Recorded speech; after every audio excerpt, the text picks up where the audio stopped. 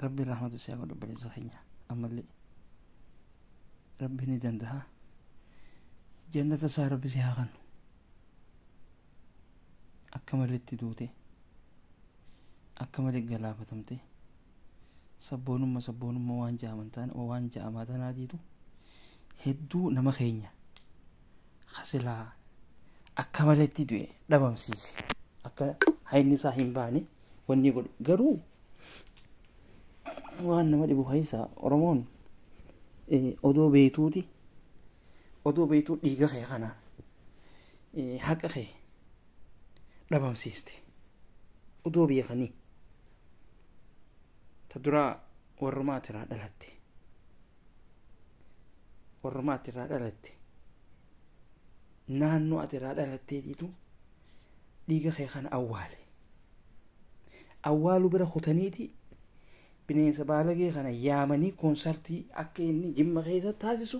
godhan jechuu sabboonaa keenya goota keenya jechuudhaan ijoollee teessan baalagee takka takka achi keessatti wanni godhan jechuudha hanga sooshaal miidiyaa kanarratti iyyanii faarsan takka gahan jechuudha garuu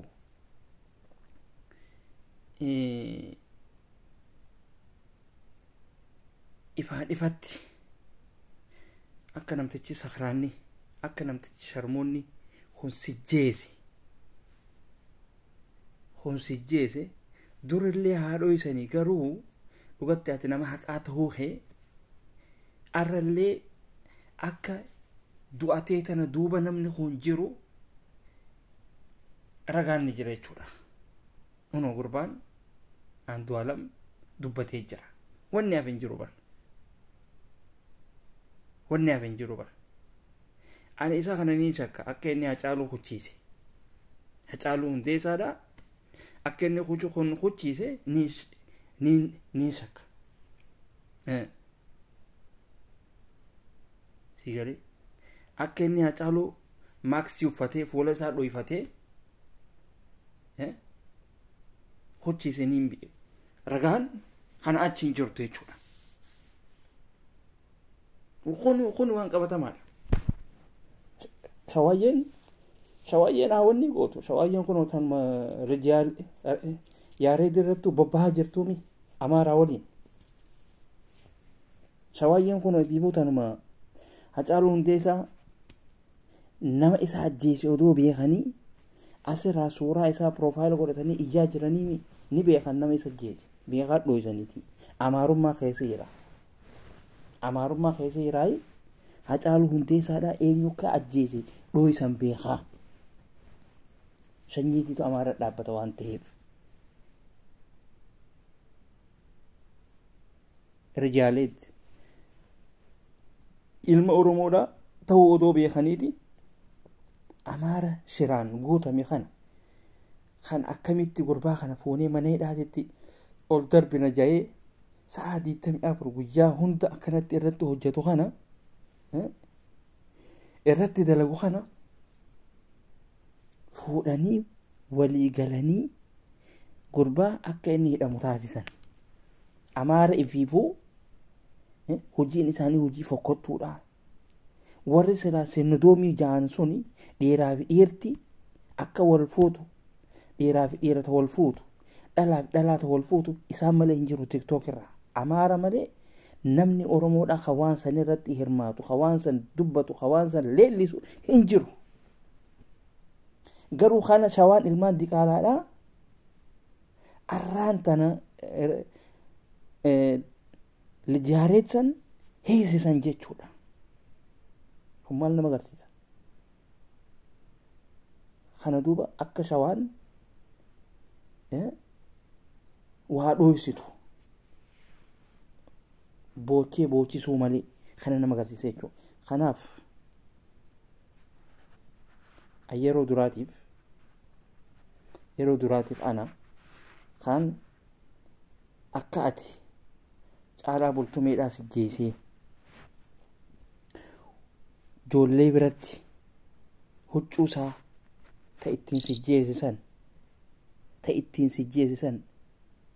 huccuu achuma jijjiiratee ijoolleedhaaf maallaqa kannee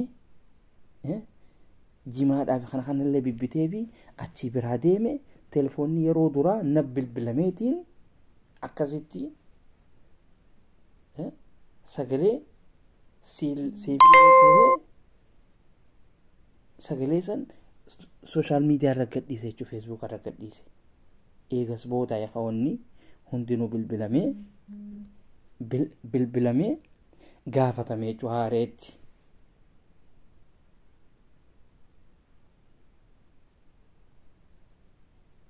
Alhamdulillah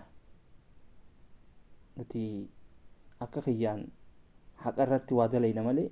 kijibaanis nama hin faarsinu kijibaanis waan hin jirre namarra hin keenye. Sabboonaa Oromootii Oromoodhaaf sagalee tahaa maarree dhawanni taha jechuudhaani akka dhiini keetiis siif hin baane akka hayni kee siif hin baane kijibaan goolaban jechuudha.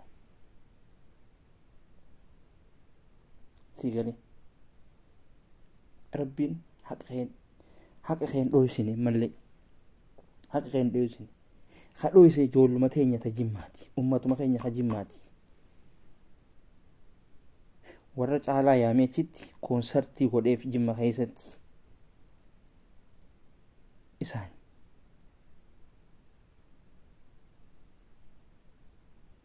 odoo namni kun akkasi jeesi odoo beekaniiti